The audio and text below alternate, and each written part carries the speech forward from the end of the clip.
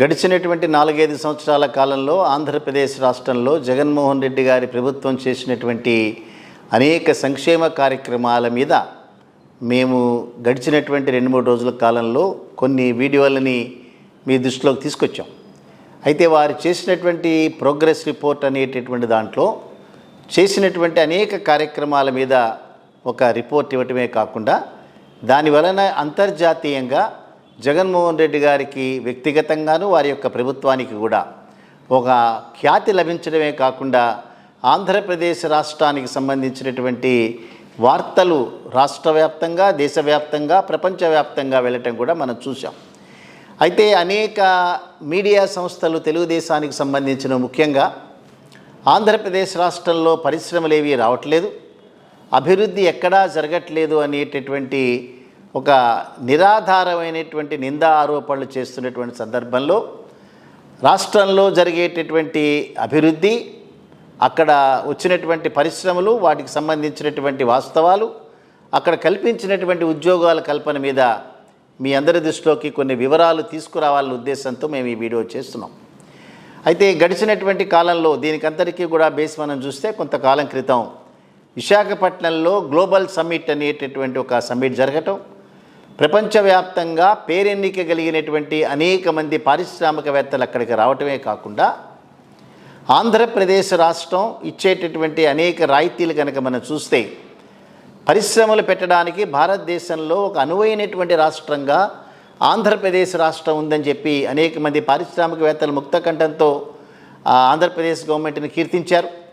దానితో పాటుగా గడిచినటువంటి 3 సంవత్సరాల కాలంలో ఈజ్ ఆఫ్ డూయింగ్, అంటే ఏ పరిశ్రమ నెలకొల్పాలన్నా కూడా దానికి సంబంధించినటువంటి అనుమతులన్నీ కూడా సత్వరమే లభించేటటువంటి రాష్ట్రంగా ఆంధ్రప్రదేశ్ రాష్ట్రం గడిచినటువంటి 3 సంవత్సరాల కాలంగా నెంబర్ 1 రాష్ట్రంగా ఉంది అని కేంద్ర ప్రభుత్వం వారి యొక్క గణాంకాలలో చాలా స్పష్టంగా చెప్పింది.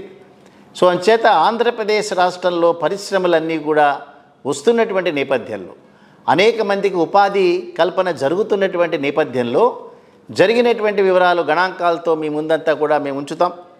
సో ఆంధ్రప్రదేశ్ రాష్ట్రాన్ని సీఎం వైఎస్ జగన్ పారిశ్రామికంగా అభివృద్ధి పడంలో నడిపిస్తున్నారనేటటువంటిది ఎక్కడా కూడా అతిశయోక్తి లేదు.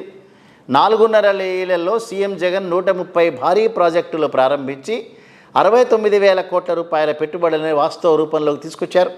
గత ప్రభుత్వంలో 1,93,530 ఎంఎస్ఎంఈలు ఉండగా వైఎస్ జగన్ సీఎం అయిన తర్వాత 3,87,000 ఎంఎస్ఎంఈలు కొత్తగా రావటం అనేటటువంటిది స్పష్టంగా కనిపిస్తున్నటువంటి అంశం. అదే రకంగా వీటి ద్వారా కొత్తగా ఉపాధి పొందినటువంటి వారు 12,61,000 మంది ఖచ్చితంగా దానిలో ఉపాధి పొందుతున్నారు. ఎంఎస్ఎంఈలకి గత ప్రభుత్వం పెట్టినటువంటి 1,586 కోట్ల రూపాయల బకాయిల్ని సైతం సీఎం జగన్ తిరిగి చెల్లించారు వీరి ప్రభుత్వం రాగానే. అంతేకాదు 2,087 కోట్ల వరకు ప్రోత్సాహకాలన్నీ కూడా ఇచ్చారు. సో ఇటీవల జరిగినటువంటి మనం ఇందాక ఉదహరించినట్లుగా విశాఖపట్నంలో జరిగినటువంటి గ్లోబల్ సమ్మిట్లో 13.11 లక్షల కోట్ల ఒప్పందాలు జరిగినటువంటి ఉన్నాయి. దానిలో 386 విలువైన ఒప్పందాలు 6 లక్షల మందికి ఉపాధి కల్పించేటటువంటి డైరెక్షన్లో ఇప్పటికే ఆ ప్రయత్నాలన్నీ కూడా జరుగుతున్నాయి. రిలయన్స్ ఇండస్ట్రీ అధినేత ముఖేష్ అంబానీ అయితే ఆంధ్రప్రదేశ్ రాష్ట్రంలో 50,000 కోట్ల రూపాయల పెట్టుబడులు పెడుతున్నామని బహాటంగానే వారు డిక్లేర్ చేసినారు. సో ఈ రకంగా వాస్తవాలు కనుకుంటే ఆంధ్రప్రదేశ్ రాష్ట్రం మీద నిందలు వేస్తున్నటువంటి మీడియాని, కొంతమంది ప్రతిపక్ష పార్టీల్ని మనం చూసాం. సో గణాంకాలను మనం చెప్పేటప్పుడు ఉత్పత్తి ఆల్రెడీ ప్రారంభమైనటువంటి కొన్ని యూనిట్ల వివరాలు కూడా మీ దృష్టిలోకి తీసుకొస్తాం. గ్రాసిమ్ ఇండస్ట్రీస్ అనేటటువంటి కంపెనీ 861 కోట్ల రూపాయల పెట్టుబడితో 1,300 మందికి ఉపాధి కల్పిస్తున్నటువంటి కంపెనీ ఆల్రెడీ ఆంధ్రప్రదేశ్ రాష్ట్రంలో వాళ్ళ యూనిట్ స్టార్ట్ అయింది. సో ఈ రంగం కాస్టిక్ సోడా అనేటటువంటి దాన్ని ఉత్పత్తి చేస్తోంది.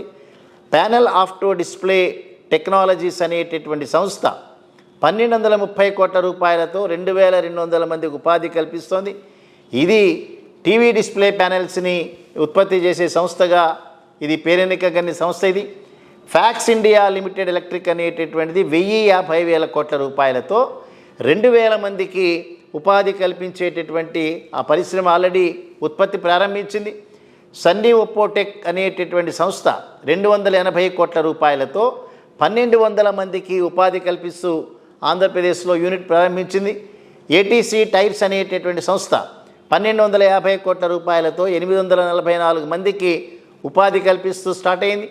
ర్యాంకో సిమెంట్స్ అనేటటువంటి సంస్థ 1790 కోట్ల రూపాయలతో 1000 మందికి ఉపాధి కల్పిస్తోంది.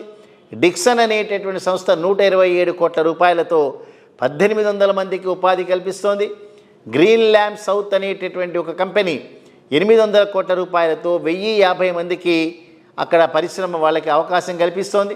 ఇన్ఫోసిస్ డెవలప్మెంట్ సెంటర్ 35 కోట్ల రూపాయలు పెట్టుబడి పెట్టి 1000 మందికి అక్కడ ఉపాధి కల్పిస్తోంది. యుజియా స్టెరైల్ ప్రైవేట్ లిమిటెడ్ అనేటటువంటి సంస్థ 500 కోట్ల రూపాయలతో 750 మందికి ఉపాధి కల్పిస్తోంది. లారస్ సింథటిస్ ల్యాబ్ అనేటటువంటిది 191 కోట్ల రూపాయల పెట్టుబడితో 300 మందికి ఉపాధి కల్పిస్తోంది. లారస్ ల్యాబ్ అనేటటువంటి సంస్థ 440 కోట్ల రూపాయలతో 500 మందికి ఉపాధి కల్పిస్తోంది. సెంచురీ ప్యానెల్స్ అనేటటువంటి సంస్థ 1000 కోట్ల మందితో దాదాపు 2500 మందికి ఉపాధి కల్పిస్తోంది. ఇవన్నీ కూడా ఉత్పత్తి ప్రారంభించినటువంటి యూనిట్స్. అదే రకంగా భూమి పూజ చేసినటువంటి పరిశ్రమలు కనుక చూస్తే ఇంటెలిజెంట్ సెజ్ అనేటటువంటి ఒక సెజ్ కంపెనీ 70 కోట్ల రూపాయలతో 2000 మందికి ఉపాధి కల్పిస్తోంది. సెంచరీ ప్యానెల్స్ 1600 కోట్లతో 2000 మందికి ఉపాధి. ఆదిత్య బిర్లా గార్మెంట్ 1,10,038 కోట్ల రూపాయలతో 2112 మందికి అక్కడ ఉపాధి కల్పిస్తోంది. అదే రకంగా హిల్ ట్యాబ్ సెజ్ ఫుట్వేర్ అనేటటువంటి సంస్థ 700 కోట్ల రూపాయలతో 10,000 మందికి ఉపాధి కల్పిస్తోంది. డిక్సన్ టెక్నాలజీస్ 108 కోట్లతో 830 మందికి. ఫ్యాక్స్ లింక్ ఇండియా విస్తరణ 300 కోట్ల రూపాయలతో 1200 మందికి ఉపాధి కల్పిస్తోంది. ఏటీసీ టైర్స్ ఫేజ్ 2 1000 కోట్ల రూపాయలతో 1160 మందికి ఉపాధి కల్పిస్తోంది. పిడిలైవ్ ఇండస్ట్రీస్, మేఘా షూడ్ ప్రాసెసింగ్, ఐనాక్స్ ఎయిర్ ప్రోడక్ట్, అదే రకంగా ఆప్టిమస్ డ్రగ్స్, అదే రకంగా విన్ స్పెషాలిటీ ఇన్సులేటర్స్ అన్నీ కూడా ఈ కంపెనీలన్నీ దాదాపు 4-5 వేల కోట్ల రూపాయలతో 15,000 మందికి ఉపాధి కల్పిస్తోంది. స్టెరాక్స్ లైఫ్ సైన్సెస్ అనేటటువంటి సంస్థ 88 కోట్ల రూపాయలతో 450 మందికి ఉపాధి కల్పిస్తోంది. సినాస్టిక్స్ ల్యాబ్ 82 కోట్లతో 300 మందికి. ఇషా రిసోర్సెస్ 68 కోట్లతో 220 మందికి. అసాగో ఇండస్ట్రీస్ 270 కోట్ల రూపాయలతో 500 మందికి. క్రిప్కో బయో ఇథనాల్ 560 కోట్లతో 400 మందికి. Ecosteel India, Laurus synthesis lab, Laurus lab అనేటటువంటి ఇవన్నీ కూడా భూమి పూజ అయిన తర్వాత అనేక వేలాది మందికి ఉపాధి కల్పించడానికి ఆంధ్రప్రదేశ్లో పరిశ్రమలన్నీ కూడా ప్రారంభించబడ్డాయి.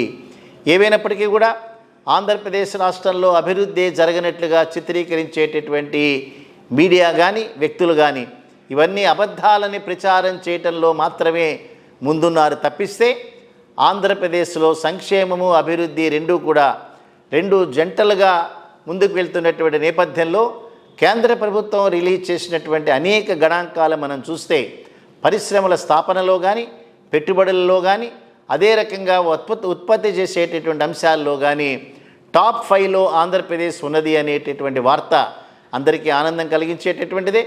రాబోయేటటువంటి రోజుల్లో ఏదైతే గ్లోబల్ సమ్మిట్లో జరిగినటువంటి ఒప్పందాలు ఏవైతే ఉన్నాయో ఆంధ్రప్రదేశ్ రాష్ట్ర ప్రభుత్వం ఇచ్చేటటువంటి రాయితీలకు అనుగుణంగా అనేక పరిశ్రమలన్నీ కూడా ఉత్పత్తిని ప్రారంభించేటటువంటి విధంగా వారి యొక్క చర్యలు చేపడతారని, వేలాది మందికి అందరికీ కూడా ఉపాధి కల్పన జరుగుతుందని మనం అందరం కూడా ఆశిద్దాం. రాబోయే రోజులన్నీ కూడా ఆంధ్రప్రదేశ్ రాష్ట్రానికి మంచి జరిగే రోజులుగానే మనం కూడా భావిద్దాం.